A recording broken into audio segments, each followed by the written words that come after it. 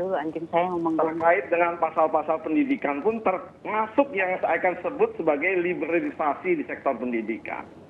Karena sekali lagi tekanan dari WTO karena pendidikan dianggap masuk wilayah perdagangan, komoditas jasa.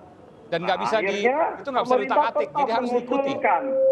Pendidikan masuk ya, untuk pendidikan asing masuk di wilayah kawasan ekonomi khusus. Kami konsisten, kami menolak pasal seperti ini.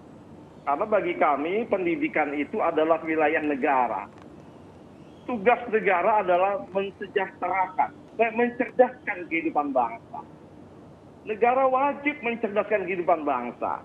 Pendidikan adalah sektor sosial, kewajiban negara untuk mencerdaskan. Dan sudah dikeluarkan, artinya benar dong, Pak Mulyanto? Ya? Bagaimana? Kan sudah dikeluarkan dari klaster RUU Cipta Kerja ini, soal pendidikan. Tetap masih ada, Pak. Jadi pendidikan untuk perguruan tinggi asing tetap bisa masuk di wilayah kawasan ekonomi khusus. Itu tidak konsisten. Apa efeknya? Apa efeknya? Keluarkan semuanya. Oke, saya ingin tanya ke Pak Mulyanto. Pak Mulyanto, kalau demikian yang Anda katakan tadi, pendidikan asing boleh, ini maksudnya universitas luar negeri gitu ya, yang kemudian membuka cabang di Indonesia, gitu maksudnya ya, itu bisa dibangun di kawasan ekonomi khusus. Apa yang ada di pikiran Anda? Kalau di bayangan saya, koreksi kalau saya salah, kan jadi nanti punya persaingan yang bagus antara dalam negeri dan luar negeri, dan itu persaingan sudah terbuka sekarang. Bagaimana Anda menjawab ini, Pak Mulyanto? Ya itulah yang saya bilang liberalisasi di sektor pendidikan kan. Harusnya negara membangun melalui negeri atau swasta pendidikan-pendidikan yang bagus di dalam negeri. Bukankah sekarang tidak terelakkan antara persaingan satu universitas dengan universitas lain, baik dalam maupun luar negeri? Nah itulah yang menyatakan konsep persaingan di mana kita membuka diri terhadap liberalisasi pendidikan. Di mana kita mengizinkan pendidikan dari luar yang masuk, yang bisa jadi dia membawa misi keuntungan dong, pendidikan luar negeri masuk. Kalau dengan tidak, kualitasnya, dia membawa misi ideologi.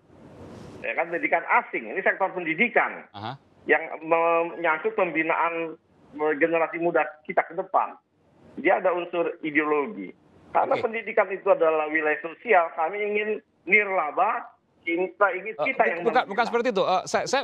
Jangan-jangan Anda melihatnya hanya terlalu rigid. Kalau soal ideologi kan bisa kemudian mengikuti kurikulum yang ada. Dan selama ini semua pendidikan di Indonesia mengikuti kurikulum dari pusat yang kemudian digariskan. Kalaupun ada kreativitas tentu itu boleh, tapi pasti dalam koridor yang diperbolehkan. Dan ketika bicara soal universitas kemudian yang ada di Indonesia dari asing, apakah kemudian itu bisa bicara kemudian kita bisa menahannya, sementara di luar bebas sekali?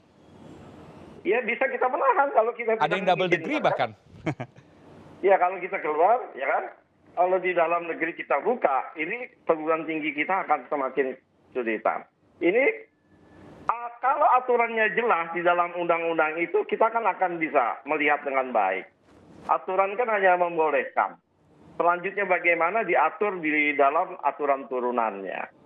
Dan satu lagi, di dalam klaster pendidikan itu pemerintah memasukkan norma baru.